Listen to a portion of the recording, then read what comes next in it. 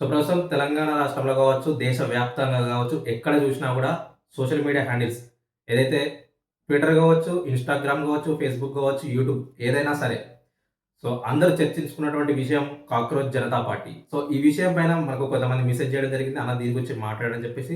So, నేను information తీసుకొని తప్పకుండా మాట్లాడతా అని చెప్పడం జరిగింది. సో, అసలు ఈ పార్టీ పెట్టాల్సిన అవసరం ఏం వచ్చింది?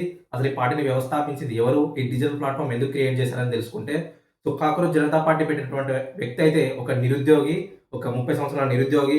సో, తన పేరు అభిజిత్ దిష్కే అనే ఒక వ్యక్తి అయితే సో, ఈ కాక్రోచ్ జనతా పార్టీని పెట్టడం జరిగింది. సో, అతను ఈ పార్టీని ఎందుకు పెట్టాల్సి వచ్చింది అంటే, సో, ఏదైతే సుప్రీం కోర్ట్ సీజేఐ సో, కొన్ని వ్యాఖ్యలైతే చేయడం జరిగింది. సో, నిరుద్యోగులందరూ బొద్దింకల్లా తయారయ్యారని చెప్పేసి మాట్లాడడం జరిగింది. There are youngsters like cockroaches. They don't get any employment. They don't have any place in profession.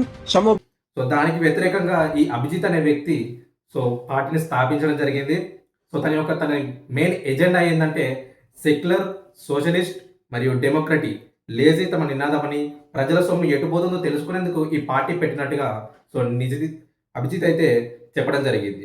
So, ఈ పార్టీలో చేరాలంటే నిరుద్యోగం, సోమరితనం, సోషల్ మీడియాకు అతుక్కొని ఉండడం పైన వీటిపైన ఉండాలని చెప్పేసి వ్యవస్థపై ఆగ్రహాన్ని అద్భుతంగా ఎత్తి చూపే నైపుణ్యం కలిగి ఉండాలని చెప్పి సో, అభిజిత్ అయితే చెప్పడం జరిగింది.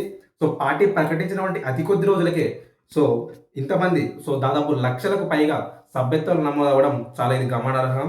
సో, ఈ కాక్రోచ్ జనతా పార్టీ అయితే సో, చేరడానికి టీఎంసీ ఎంపీ మహువా మొయిత్రా, మరో టీఎంసీ నేత మాజీ క్రికెటర్ అతను, సో, సామాజిక కార్యకర్త అంజలి భరద్వాజ్ సో, ఇలాంటి సో, పలువురు ప్రముఖులైతే పార్టీలో చేరేందుకు సిద్ధంగా ఉన్నట్టు వారు ట్విట్టర్‌లో అయితే ట్వీట్ చేయడం జరిగింది.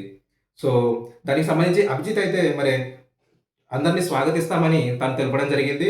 సో, అయితే ఈ పార్టీ నిజంగానే రాజకీయ పార్టీగా మారి దేశంలో జెన్‌జీ ఒక ఉద్యమంగా మారబోతా ఉందా? ఉద్భవిస్తుందా? అనేది చర్చించుకున్నటువంటి అయితే రాజకీయ నిపుణులైతే చర్చించుకుంటూ ఉన్నారు. సో, ఎలా పనిచేయాలి? దానిపైన త్వరలో ఆన్‌లైన్ సదస్సు నిర్వహిస్తామని చెప్పేసి అభిజిత్ దిష్కే అయితే తెలపడం జరిగింది.